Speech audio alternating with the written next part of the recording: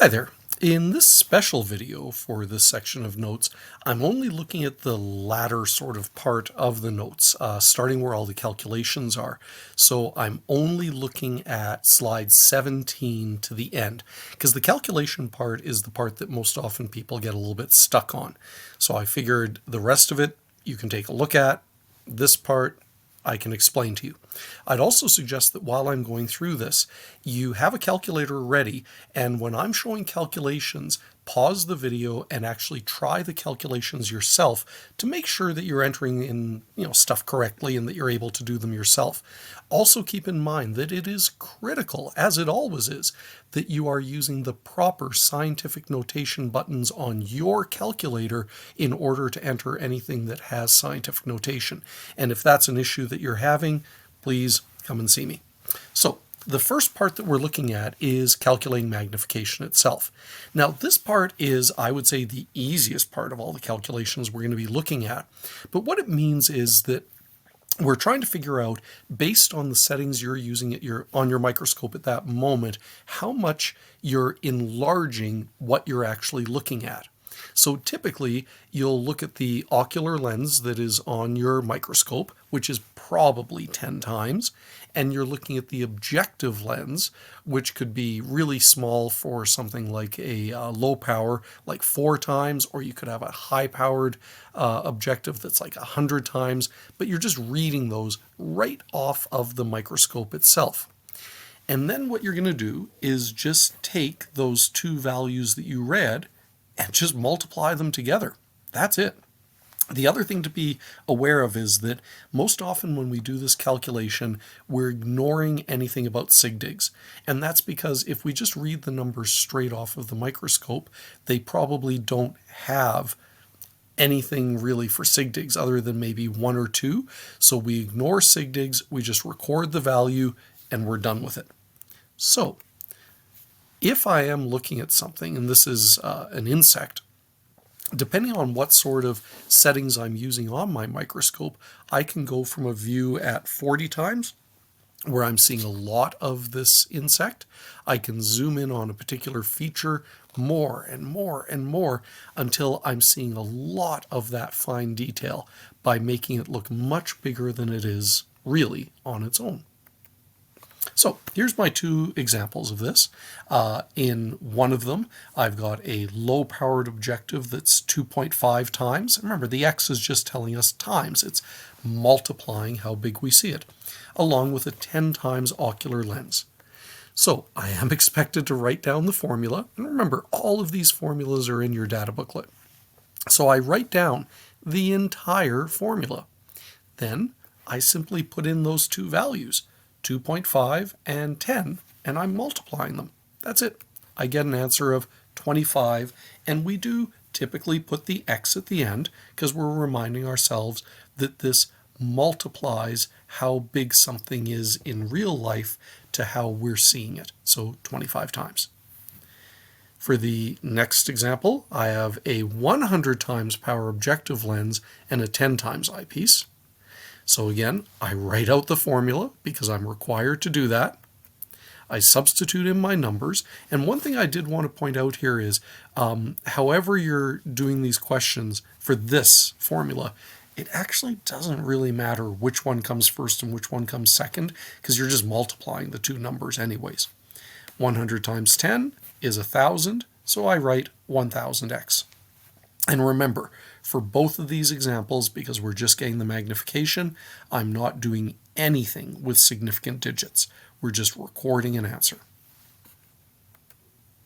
Now, the next part, unit conversion. We did some of this right at the very beginning of the year, but I know a lot of it can be kind of a little bit forgotten, and you might mix up how you're saying things up. So I want to show you sort of completely what we're expected to do with conversion, because we have to be able to do this before we do some of the next calculations.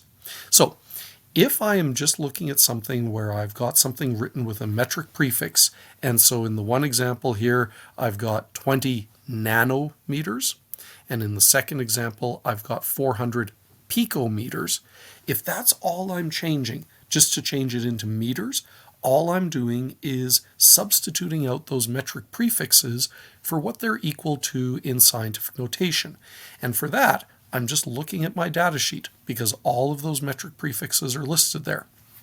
The other thing to be a little bit careful of is I know a lot of times when people see something on a test like PM, they're like, what, are we talking about what time it is? No, just remember that the first letter is going to be that metric prefix, and the second is just the regular unit of measurement we're using. In both of these cases, in these examples, meters. So when I go to my data booklet and I look up what nano is, it is 10 to the negative 9. So that's what I changed it to.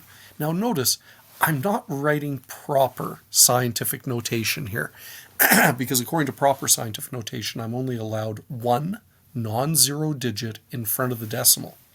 So here I am kind of breaking that rule. But quite often, and we're going to see this on the next slide, this is an in-between step anyways. I'm not usually done yet. Or this is something that I'm just going to put into my calculator and then I'm going to do other calculations with it, and the calculator will take care of it. So the 20 just stayed 20. The only part that I replaced was nano, which is 10 to the negative 9, and the meters just stayed meters. So if I look at the second example, 400 picometers, the 400 is just going to stay 400. Pico, according to my data booklet, is times 10 to the negative 12, and the meters still stays on the end there. That's all you should be doing to convert metric prefixes. Now, where it gets a little bit more interesting is if we're expected to switch that into some other units. So you can see here I took the previous two examples we already did, but I'm saying that I want to get the 20 nanometers written in millimeters, and I want to get the 400 picometers written in centimeters.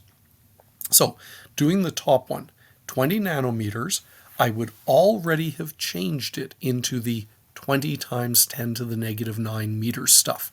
Once I've done that though, I ignore the 20 nanometers. I'm done with that. I know that it's equal to 20 times 10 to the negative 9 meters. I have to do that first though. Now I'm going to set up a ratio because I do want to get millimeters in the end. So what I do is I write out that I'm starting with the number 20 times 10 to the negative 9 meters. And then my ratio, notice what I've written there. 1 millimeter on the top equals 1 times 10 to the negative 3 meters written on the bottom. That's how ratios work. What's written on the top and what's written on the bottom have to be the same thing, even though we're showing different units. I put the millimeters on top because that's what I want to get in my final answer. And on the bottom, where I wrote 1 times 10 to the negative 3 meters, I actually did that same trick of let's just change out the metric prefix, because according to my data sheet, milli is times 10 to the negative 3. So 1 millimeter on the top is 1 times 10 to the negative 3 meters on the bottom. Meters on the bottom and meters on the top for my original number, they get rid of each other, and that's going to leave me with millimeters. So what I would do on my calculator, and again, using the proper scientific notation buttons, is I would type in 20 times 10 to the negative 9 divided by 1 times 10 to the negative 3. When I do that, my calculator is actually going to rearrange things for me so at least it's showing proper scientific notation. And my answer is written as 2.0 times 10 to the negative 5 millimeters. Now you will notice here I did write my answer with 2 sig digs, and that's because my final answer should have the same number of sig digs as my original number had. And the original number was 20. It was 2 sig digs, so I get to keep 2 sig digs here. For the second example, once again, I've already changed 400 picometers to 400 times 10 to the negative 12 meters. I don't worry about the 400 picometers anymore. I'm going to use my converted number into scientific notation to do the next step. And again, I'm going to set up a ratio. Now this time, I apparently want my answer to be in centimeters. Okay, so I look on my data sheet and I find out that centi is times 10 to the negative 2. So when I set up my ratio for this one, I put 1 centimeter on top. Centimeters are the units I want. And on the bottom, I know that a centimeter is 1 times 10 to the negative 2 meters. So that's what I put on the bottom. That's just taking centi from my data sheet and putting it in there. On my calculator, I'll type in 400 times 10 to the negative 12, making sure I'm using that scientific notation button, divided by 1 times 10 to the negative 2. I hit enter and I get 4 times 10 to the negative 8, but I got to make sure that just like my original number had 3 sigdigs, my converted number still has 3 sigdigs. So I record it as 4.00 to give it those 3 sigdigs. Whenever we do conversions, the number should always have the same number of sigdigs at the start and the finish.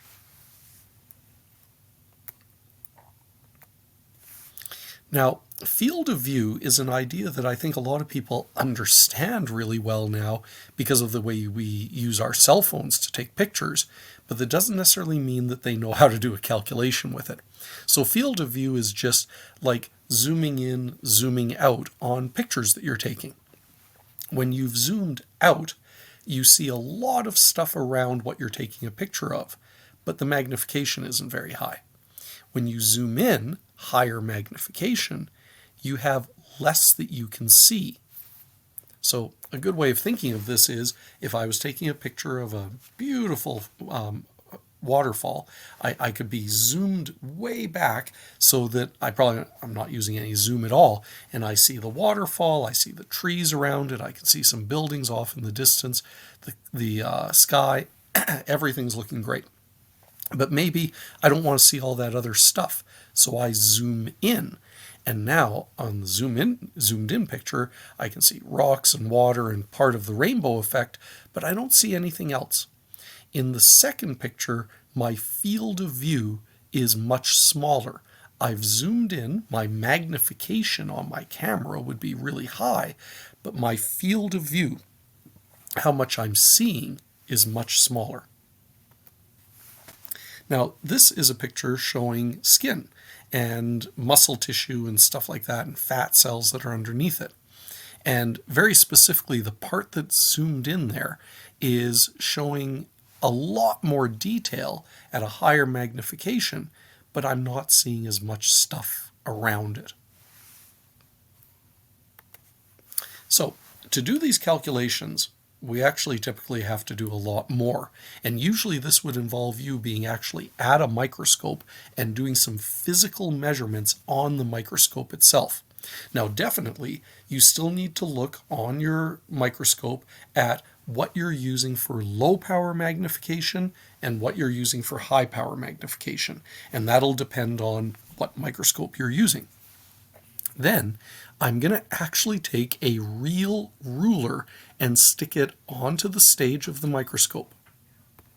While you've got that ruler on the stage, you switch over to the low power magnification and you actually look through your microscope at how big can you see? Because remember, you're going to see sort of like a round circle view of what you're looking at, and you actually measure across the longest part. Think of it as being like the diameter, how many millimeters it is.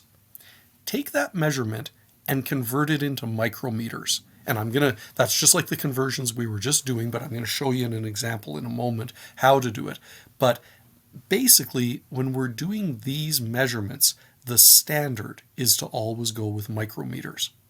Once you've got that, you get to use this formula, which is on your data sheet. You're going to have measured the low power field diameter, the measurement that's on the bottom left. That's the number that is your originally from millimeters looking through the microscope on low power, changed into the micrometers. On the right-hand side, you put in the low power and the high power magnifications that are from the lenses that you're using on your microscope.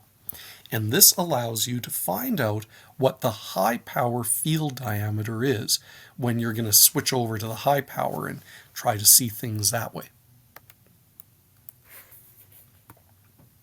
So, in my example, I tell you that we're using a microscope that's apparently a little bit on the weak side because I'm looking at low power only 4 times and high power at 100 times. I was able to look through the microscope when it was on low power, and again, this would be actually using a ruler, and I saw that measured across the diameter was 6.00 millimeters. I want to know what the field is at high power in micrometers because that's kind of the standard. So the first thing I'm going to do before I do anything with that big formula is I'm going to do my conversion of 6 millimeters into micrometers. So just like we were doing on the previous calculation examples, 6.00 millimeters, I look at my data sheet, milli is times 10 to the negative 3, so that becomes 6.00 times 10 to the negative 3 meters. Now I'm going to set up my ratio because I do want to change that so it's no longer even meters, it's in micrometers. So here's my ratio I set up with the 6.00 times 10 to the negative 3 meters. On my ratio that I set up for conversion purposes, I had looked up on my data sheet 1 micrometer, and yeah, micro has kind of a weird looking unit. It looks like a letter U with a tail hanging off the left-hand side. Micro is times 10 to the negative 6 according to my data sheet. So I have 1 micrometer over 1 times 10 to the negative 6 meters. Type into my calculator 6.00 times 10 to the negative 3 divided by 1 times 10 to the negative 6, and I get 6.00 times 10 to the 3 micrometers. Now remember, your calculator might just show 6 times 10 to the 3, or it might even show 6,000, depending on what settings you've got on your calculator. All of those are actually the same. I just wrote it here this way because then I am staying true to the sigdigs. I started with 3 sigdigs. I'm not ending, but at this point at least, I've still got 3 sigdigs. 6.00 times 10 to the 3 micrometers. Now it's time for me to pull out that big formula. High-powered field diameter over low-powered field diameter equals low-powered magnification over high-powered magnification. Now remember, the numbers on the right-hand side of the formula, those are just the 4 times and 100 times that I looked at straight off of my microscope. The only number that I've got on the left-hand side is the low-power field diameter, the number that we just converted up above. So when I do all of my substitution, those are the numbers that I'm putting in. And I'm going to solve this for high-powered field diameter. And since right now it's being divided by 6.00 times 10 to the 3 micrometers, I'm going to multiply both sides by 6.00 times 10 to the 3 micrometers. That's what's going to move it over to the right-hand side. So when I solve this, my high-powered field diameter equals 4 times 6.00 times 10 to the 3 divided by 100, and if I do that all on my calculator correctly, I'm going to get 2.40 times 10 to the 2 micrometers. Because I started this with micrometers for the low power field diameter, this calculation, I end up with a high powered field diameter still in micrometers. Now, I know you might have to take a moment to double check yourself on this one because it is, doing a little bit of manipulation stuff and being able to solve for just the high-powered field diameter, but double check yourself on the calculation. Now, quite often, what I then need to do is actually look through my telescope at something maybe at like high power, and I want to know how big is it really? Because when I'm looking at things like blood cells or something like that, I don't know how big they are. That's how I can use this calculation to be able to figure out in real life the actual measurement of that cell, for example. So To get the actual size, I take the field diameter, and that's probably something that I had just calculated, like on the previous slide. And then I actually count while looking through my microscope at roughly how many objects can actually fit across the field of view. So in my example here, I've got an image that was taken through a microscope looking at some plant cells. Now this one, purely for the purpose of trying to make things a little bit easier, it is a kind of a square shape that I took the picture of. Just remember that usually you're going to have something that is like a round image because it's like you're looking through the microscope itself. But I tell you that in this particular instance, I've already done all those other calculations, and I found out that the field view is 400 micrometers. When I look at this image, I can see that I have, if I look especially at these ones across the top, one cell, two cells, part of a third cell, and even a little bit that was sticking out on the left here. It looks like about 3 cells could fit across that image. So when I do my calculation of the actual size, I'll take the field diameter, 400 micrometers, and I'll note that, hey, I see about 3 cells across this field of view. So 400 micrometers divided by 3. Each of those cells is approximately 133 micrometers.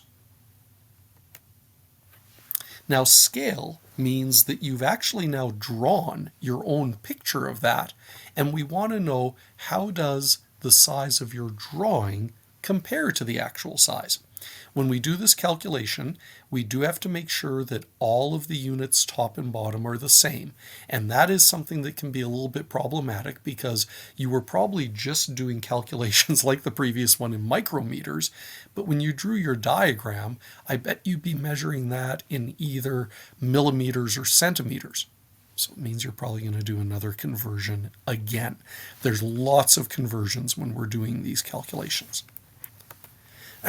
So in this particular diagram, we've been looking at some red blood cells. We already did all those other calculations, and I know that one red blood cell is about 6 micrometers across. But when I drew this picture, I drew it so that it's about a centimeter across, 10 millimeters. I want to know the scale, and I'm telling you here, we're not going to worry about sig digs again. So first, I'm going to convert the millimeters into micrometers. And this is just our conversion thing again. 10 millimeters, milli is 10 to the negative 3. When I set up my ratio, and you can double check this yourself, I'm not showing you the ratio again, you can practice that on your own, I should be able to convert it so that I get 1.0 times 10 to the 4 micrometers. Then I grab my formula, the diagram size of the object, and divide that by the actual size. My diagram size of the object is the number that I just converted, 1 times 10 to the 4 micrometers, when in actuality, I know the actual size of the red blood cell is 6 micrometers. I stick that in on the bottom. 1.0 times 10 to the 4 divided by 6 gives me 1,666. And notice micrometers divided by micrometers, they're just gone. So I just say X times. The scale of this diagram is showing red blood cells 1,666 times bigger than they actually are. Now, quite often this means then that you'll have drawn a diagram. And when you draw diagrams, keep it simple. Simple diagrams are better. Don't try to do crazy coloring or shading or anything. Just a simple line drawing is best. And then if there are structures you can identify, you draw lines that touch those structures and you label them. And then you include, based on the calculations you can do, what your scale is.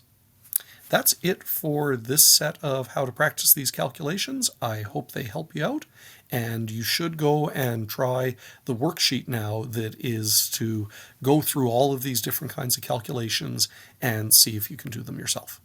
Good luck.